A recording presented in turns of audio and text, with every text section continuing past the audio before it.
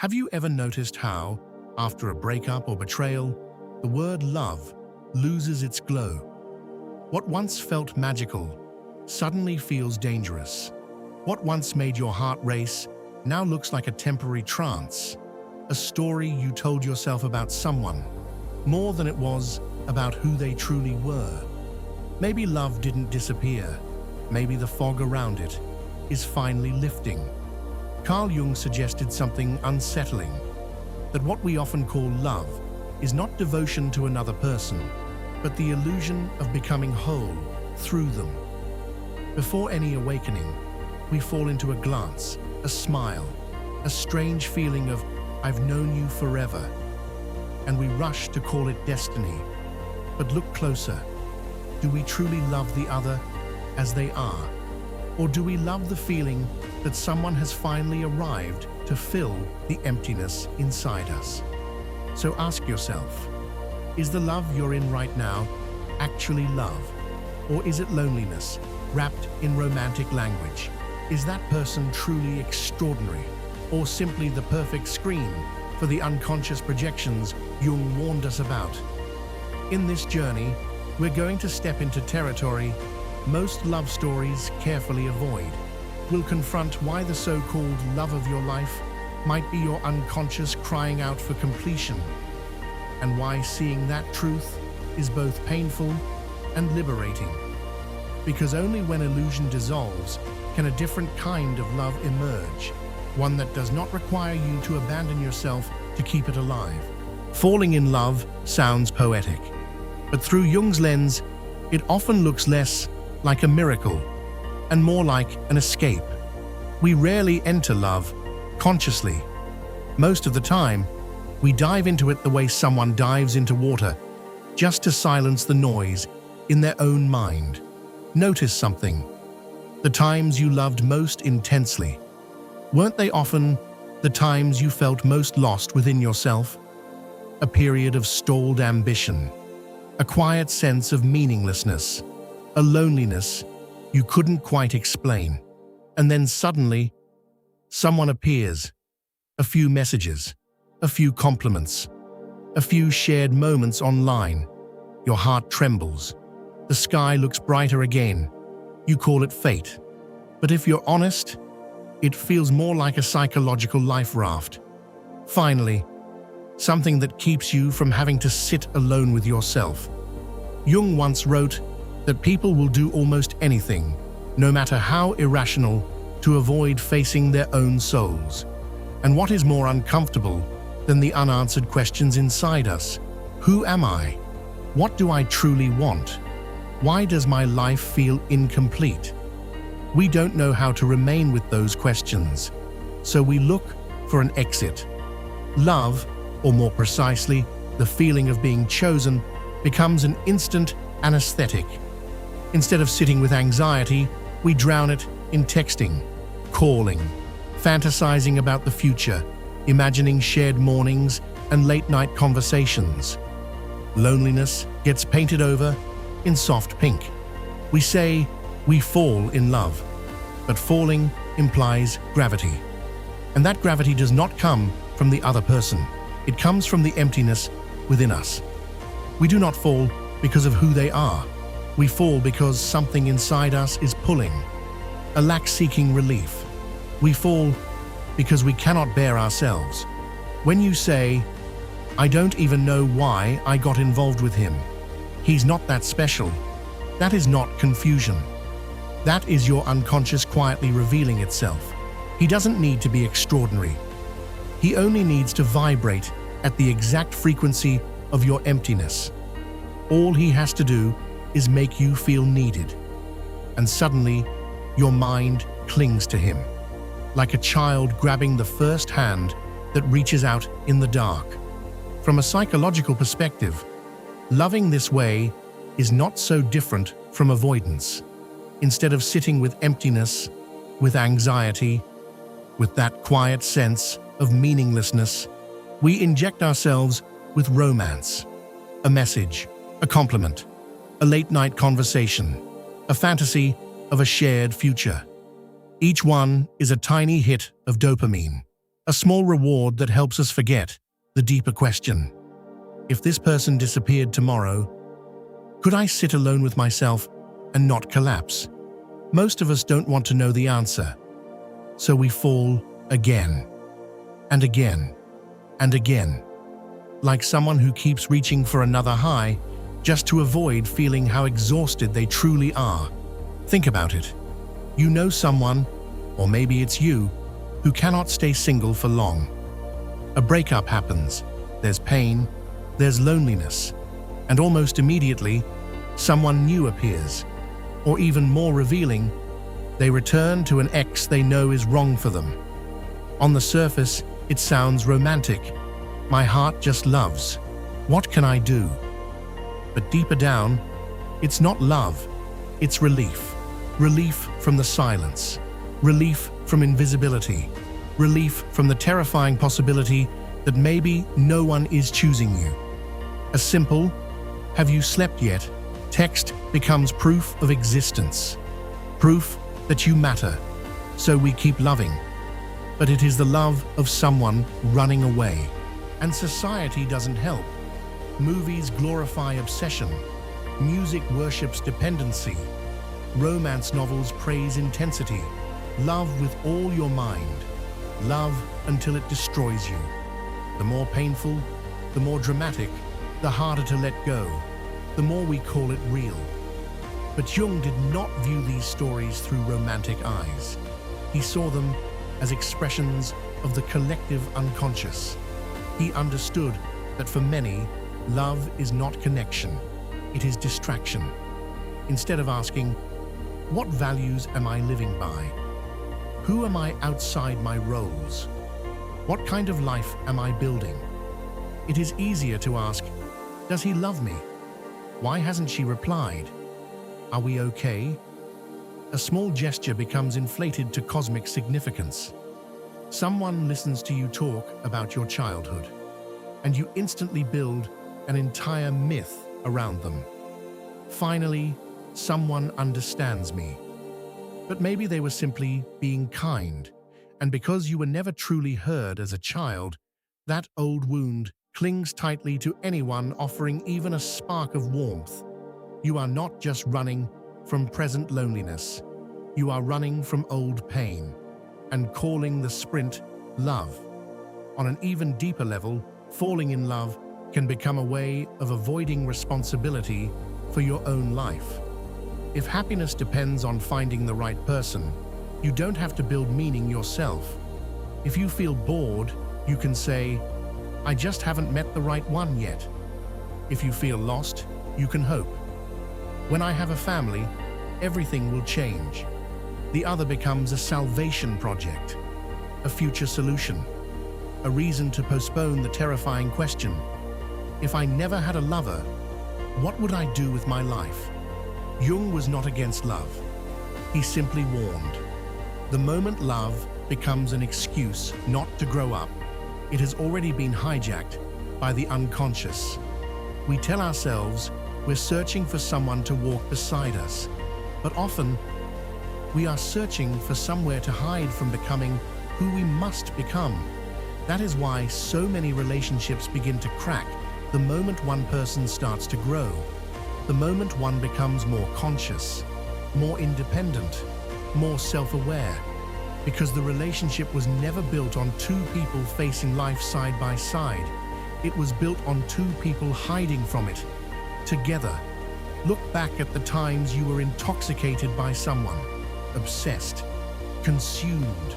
Strip away the poetry. What remains? Fear of abandonment, fear of not being enough, fear of being alone with the noise inside your chest. Those fears pull you towards someone far more powerfully than destiny ever could. And here is the uncomfortable question Jung would ask. When you said you loved with everything you had, were you loving, or were you running very fast and calling the run love? We've spoken about love as escape, but how exactly does that escape happen? Emotion alone is not enough.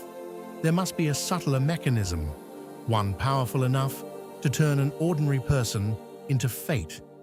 That mechanism is projection. Carl Jung described projection as the unconscious act of throwing our inner contents onto the outer world and then mistaking them for objective reality. He wrote that projection transforms the world into a mirror of our own unknown face. This is why two people can meet the same individual, and one sees warmth and depth, while the other sees coldness and distance. Neither is truly seeing the person as they are. Each is seeing themselves. In love, this mechanism becomes explosive. When you are lonely, when you feel incomplete, when you have not yet matured emotionally, anyone who touches the right wound inside you can appear as a savior. They don't need extraordinary qualities. Your unconscious will supply those. She's unlike anyone I've ever met. He was made for me. This is destiny. But if you replayed their words and actions carefully, you might find something unsettling. Much of it was ordinary, vague, human. Projection is dangerous because it feels absolutely real. You don't think, I am starving for love, so I imagine he cares. You declare, he cares deeply about me. You don't think, I'm terrified of abandonment, so I cling. You say, we have a connection. I just know it. That certainty, that feeling of self-evidence, is often the unconscious working at full speed.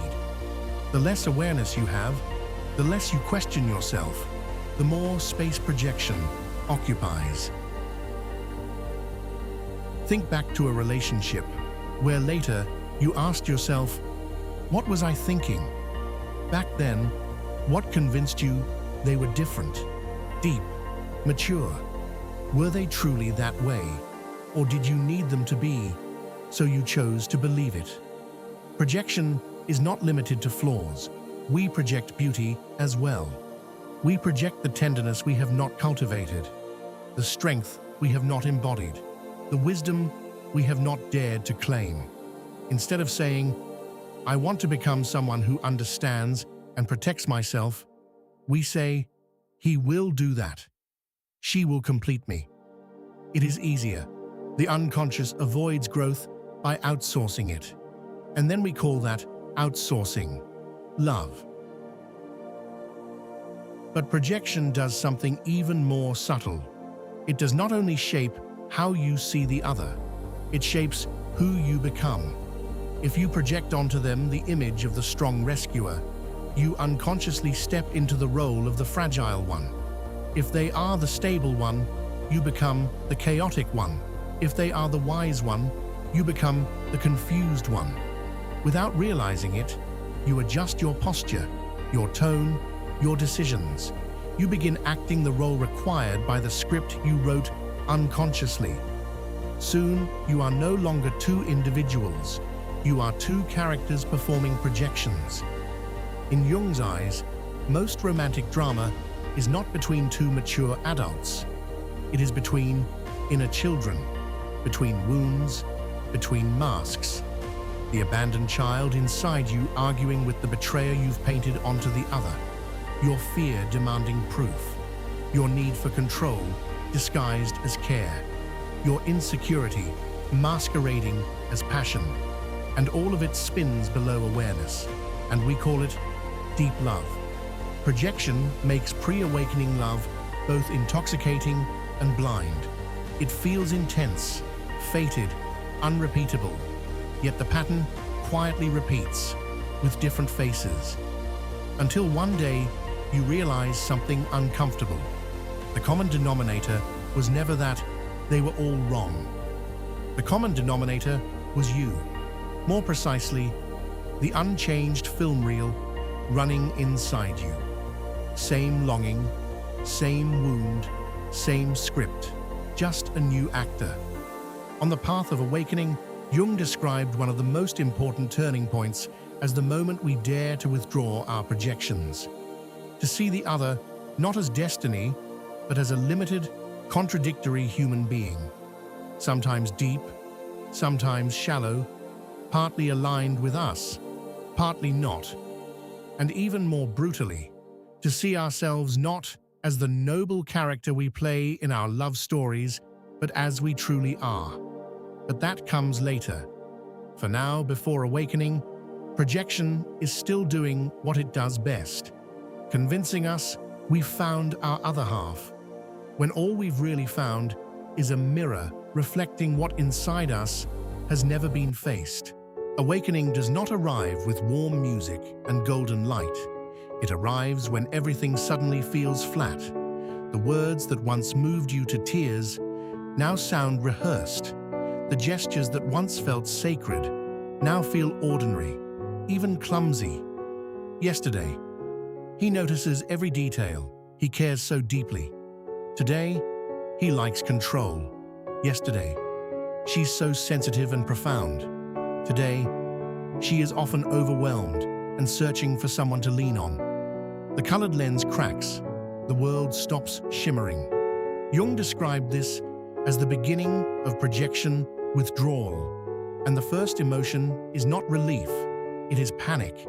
It feels like sitting in a dark movie theater, fully immersed in the story, when suddenly the screen goes black and the lights snap on. You're no longer inside the fantasy, you're sitting in an ordinary chair, in an ordinary room, surrounded by ordinary people. When the backdrop falls, the person you call destiny becomes simply human, capable of kindness, capable of selfishness, carrying wounds of their own. And if you're honest, a part of you desperately wants the movie to resume. You want the illusion back. But once you've seen the crack, you can never completely unsee it. Psychology calls this disillusionment. But for Jung, it is also a spiritual turning point. Because it is not only the image of the other that collapses, your ego collapses with it. You don't just lose the ideal lover, you lose the role you were playing, the chosen one, the special one, the center of a beautiful narrative. When the other stops being the hero, you are no longer the main character either. And for the ego, losing the role often hurts more than losing the person. The first reaction is usually denial. Everyone has flaws. I just need to accept them. But often, this is not acceptance. It is repair work, trying to tape the perfect backdrop back together. People compromise, not out of maturity, but out of fear. As long as he stays, as long as she still loves me. Anything, as long as the illusion survives. Jung warned that this is where the ego resists awakening. Because once you see clearly, you can no longer blame fate. You must take responsibility for your projections. And that is far more terrifying. But what if you don't go back to sleep? What if you allow the lights to stay on? After the waves of panic and anger pass, a strange emptiness appears. You sit beside this person, but the old familiarity is gone. The story feels stale. Attempts to rekindle the magic feel like repairing a stage whose floorboards have already rotted. Many interpret this as, I must be out of love. But look carefully. This is not the death of love. It is the death of projection. And that is a very different thing. Jung emphasized that when projections dissolve, we finally have the chance to see the other as an independent being. Not a mirror, not a savior, not a destiny, a separate consciousness. This is liberating because you no longer have to defend a perfect image.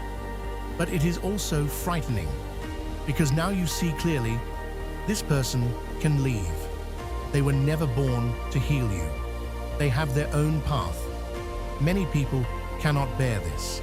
They prefer bound destiny over separate beings who may walk together today and part tomorrow. And then a new question arises. If this person is no longer my savior, why am I here? This question shakes the foundation of the relationship. You begin to see that many of the sacrifices you made were not purely unconditional. They were contracts, unspoken bargains. I give you everything. You prove that I am worthy. And once you see that contract clearly, two paths open before you. There are only two directions from that crossroads. Either you feel ashamed and run. Run into someone new. Run into distraction. Run into proving you are still desirable. Or you sit down and you begin adjusting the way you love. Whichever you choose, one thing is certain: you can never love the same way again. Because now you know.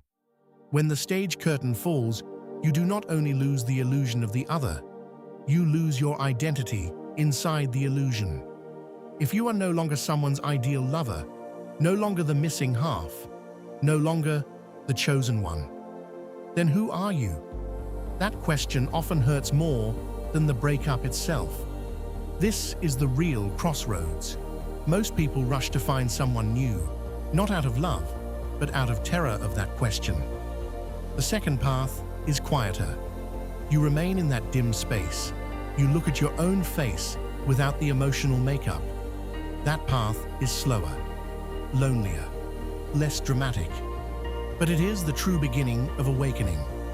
And the most important thing to understand in this moment is this: you are not foolish for projecting. You are human. The psyche naturally projects when it lacks awareness. Jung did not condemn projection. He saw it as a necessary phase of development. The mistake only begins when you see clearly and still choose to close your eyes. Accepting this truth does not destroy love. It destroys illusion. And beyond illusion, a different landscape opens. You begin to learn how to stand before the reality that no one was born to save you. And precisely inside that raw emptiness, another form of love begins to take shape. Not love as escape, not love as projection, but love between two people who can see each other without colored lenses. When illusion collapses, it is not only the relationship that changes, your entire inner world shifts. This is where Jung's imagery becomes powerful. He often described the process of individuation as a journey through the desert of the soul. At first, the desert looks simple. No more good morning texts, no one waiting for your stories at night, weekends stretching longer than they used to. Habits that once revolved around one person now hang in the air with nowhere to land. But that is not yet the real desert. The real desert begins when you realize, even if they came back, even if someone new appeared, that space inside your chest would still be there. Loneliness no longer has one face. It becomes vast, almost frightening. Jung called individuation the journey of becoming oneself. It sounds beautiful when written in books. In reality, it feels like being stripped of everything that once told you who you are. You are no longer someone's lover, no longer someone's other half. You are simply you. But who is that? Very few people stay long enough with that question. Because once you truly ask it, the usual distractions lose their color. From a psychological perspective, this is the moment when libido, your life energy, withdraws from the outer world and turns inward. You no longer crave emotional highs. You feel tired of chasing validation, tired of half-formed connections. Others might look at you and say, "You've become distant. You're colder now." They don't see what's happening. Inside, you are walking through territory you have never entered before. This loneliness is different. It is not the pain of abandonment. It is the silence that comes when you turn everything off. You sit in your room. No music, no scrolling, no reaching for someone. At first, your mind rebels. It wants noise. It wants distraction. But if you remain still long enough, other sounds begin to rise. Old memories return with unsettling clarity. A sentence from childhood echoes, "You never do anything right." The image of your younger self crying without comfort appears like a quiet ghost. You begin to understand something uncomfortable. It was not only your recent lover who hurt you. It was a long chain of moments where you were unseen, unchosen, unheld, all of them waiting quietly inside you. Jung wrote that the self, the totality within us, emerges only when persona and shadow stand side by side in awareness. The desert is where that meeting happens. You see not only the generous, sacrificing version of yourself, you also see the controlling one, the fearful one, the dependent one. You see that you both long to be loved and are capable of suffocating someone out of fear of losing them. You no longer have the energy to tell only the flattering half of your story. And that realization can bring shame, disappointment, even self-rejection.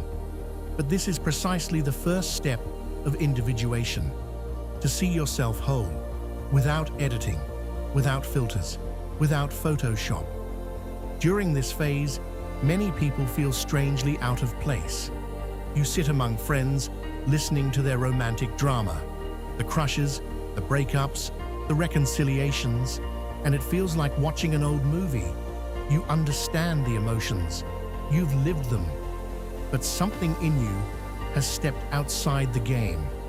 You no longer feel excited when someone says, "Just love, don't overthink," because now you understand. "Don't overthink" was often the very sentence that led you into unconscious scripts. You are no longer comfortable in conversations that say, "All men are the same, all women are the same," because at a deeper level, you see something else. The pattern is not them. The pattern is the unexamined material inside each person. This realization does not make you superior. It makes you quieter, and sometimes more alone. This phase is not poetic. There will be days when you crave closeness so intensely your body trembles. You will miss the warmth of arms around you, but you will also know you cannot return to half-hearted connection just to silence loneliness. There will be nights when you open old conversations. Your thumb will hover above send and then stop, because you understand that sending that message would betray the clarity you have already earned. To others, this looks like coldness. To your soul, it is loyalty. Loyalty to the path, loyalty to truth, loyalty to the new eyes forming inside you. Individuation does not demand that you leave the world. It demands that you leave behind illusions that once numbed you. It does not say, "Never love again." It says, "Stop using love to avoid yourself." In the desert, something subtle begins to change. You start reclaiming what you once projected. Instead of waiting to be soothed, you learn to soothe yourself. Instead of blaming others for crossing boundaries, you begin protecting them. Instead of hoping someone will magically know your needs, you ask, "What do I need?" These are small acts, but every time you choose one, a fragment of power returns to you. Slowly, something unexpected happens. Being alone no longer feels like punishment. It becomes neutral, sometimes even peaceful. You can still feel sadness, still long for companionship. But the panic is gone. That is the sign. The desert is no longer hostile. It has become a private sanctuary where you meet yourself without needing a great love story as an intermediary. So, what happens then? If you still love, what does that love look like? When someone no longer agrees to fall blindly, how do they love? This is where falling in love transforms into something else, standing in love. To fall implies losing your center, being swept away, dissolving into another. To stand is different. You enter love upright, on your own 2 feet. You do not melt yourself down to fit their shape. You remain who you are, with your history, your values, your boundaries, your inner life. And from that stable ground, you say, "I want to walk with you." Jung emphasized that maturity is not dissolving into another. It is standing firm as an individual while still being capable of deep connection. Standing in love means side by side, not inside each other. Jung wrote that when two personalities meet, it is like two chemical substances making contact.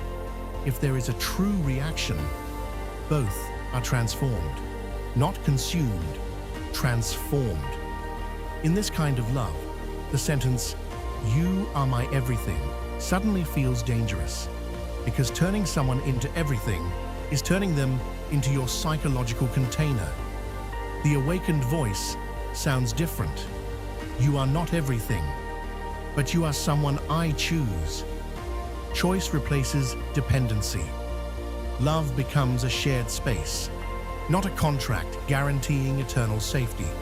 Two individuals, both responsible for their own lives, both capable of leaving, both capable of staying freely. A clear sign of standing in love is the disappearance of games. No more silent treatments to test devotion. No more cryptic posts to provoke jealousy. No disappearing acts to measure how tightly someone clings. Because you understand, every manipulation reduces both people into objects. Instead, communication becomes simple. This hurts. This doesn't feel right. I need space. I need time. Hidden inside these plain words is something powerful: responsibility. You no longer outsource your emotional regulation to another person. You own it. Someone once shared a story. After time apart, she returned to the relationship. But something had shifted. Before, anger meant silence, escalation, criticism. Now, anger meant pausing, speaking honestly, not attacking, not collapsing. The relationship did not become perfect, but it became real, because both people stopped trying to be saviors and started being human. Now it looks different. You still get upset, you still feel hurt, but instead of throwing the entire weight of blame onto the other, you say, "When that happened, I felt disrespected." And instead of counterattacking, they say, "I hear you, but I can feel I'm still defensive inside. I may need some time to understand why." Suddenly, arguments are no longer competitions, no longer about who wins, who backs down, who apologizes first. The air may still feel tense, but it is no longer a battlefield. It becomes a small, honest room where both of you are forced to look at something far more uncomfortable. What are we doing to each other? And what are we doing to ourselves? Looking back, you realize something subtle had shifted. Your nervous systems were no longer addicted to drama. You were learning something far more demanding: to stay, to endure discomfort, to speak honestly, and to truly listen. In standing in love, boundaries are not threats. They are the conditions that prevent love from becoming devouring. An awakened person can love deeply, but they will not ignore the feeling of being crossed just to keep the peace. They can say, "I love you, but I don't accept the way you speak to me when you're angry. I value you, but this dynamic doesn't feel healthy to me." In the past, saying such things would have triggered panic. What if I lose them? Now something else matters more: self-respect, because they understand this clearly. If love only survives when I silence myself, it is not love. It is endurance disguised as devotion. Another sign of love after awakening is the absence of clinging. Distance is no longer a threat. It is space. Each person continues to live their own life. Friends, work, passions, solitude. Not because affection is lacking, but because they understand no single romantic bond can carry the entire meaning of a human life. As Jung might frame it, psychic energy is no longer poured entirely into one object. It is distributed into creativity, into meaningful work, into the relationship with oneself. Love, after awakening, also looks directly at impermanence. There are no desperate forever vows made out of fear. They understand that people change, paths diverge, circumstances shift. That does not make today's love less real. Instead of obsessing over, how long will this last? The question becomes, while we are walking together, how are we treating each other? The awakened one cannot control the future, so they become careful with the present. Kind, clear, clean. This does not mean love becomes painless. Your chest can still tighten. You can still feel sadness. You can still part ways when paths no longer align. The difference is this: pain no longer drags self-destruction behind it. You do not collapse into forgetting who you are. You can cry, you can hurt, but beneath it, there is a quiet foundation whispering, "I will not abandon myself again." Perhaps the most beautiful aspect of standing in love is freedom. You do not need the other to breathe, so you do not imprison them to feel safe. You can say, "I want you to be happy," even if one day that no longer includes me. Not as a dramatic movie line, but as something you can truly bear. If they stay freely, not out of guilt, not out of fear of your collapse. Their presence becomes choice, and choice has a different weight than dependency. To an ego addicted to intensity, this kind of love may seem boring. No chaos, no obsession, no desperate highs and devastating crashes. But to a soul exhausted by love that always ends in ruins, this stability is revolutionary. It is not the love that makes you fall. It is the love that allows you to stand. Now you can see why the awakened are no longer easily swept away. It is not numbness, it is clarity. They no longer require love to burn wildly to feel real. They choose something steadier, something that can survive ordinary days. Silence, difference. Only when you stop plunging blindly can you finally stand in love with open eyes and a heart that no longer pays with its inner freedom. And perhaps now you see something else. The original question, why don't the awakened fall in love, was flawed. They have not lost the ability to love. They have lost the need to use love as a blanket to cover their inner fractures. When the fog lifts, love cannot hide. It either returns in its true form or it leaves. And what changes most is not love itself, but your gaze. You stop searching for someone to save you. You learn how to walk beside someone without abandoning yourself. Jung does not take romance away. He removes illusion to see whether you are brave enough to keep what remains. You may love fewer times, with less noise, but when you step in, it is no longer an unconscious fall. It is a conscious choice. And if one day you stand inside a relationship where you do not have to shrink, do not have to perform, do not have to beg to stay, then that is not only love for another, it is proof that at last you have stopped turning your back on yourself. Zavashetak. Maybe the awakened no longer fall in love, not because they have grown cold, not because they have forgotten how to feel, but because they have learned what it costs to abandon themselves in the name of passion. They no longer look for someone to complete what they have not faced. They stand. They stand with their history, with their wounds, with their boundaries. And from that place, they choose. Love is no longer a fall into darkness. It is a step forward, eyes open. If you are walking this path, if you have felt the desert, if you have watched illusion fall and still decided to stay with yourself, then maybe you are not losing love. Maybe you are finally ready for the kind that does not require you to disappear. And if one day you find yourself beside someone where you do not have to shrink or beg or perform, stay. Not because you need them, but because you choose them.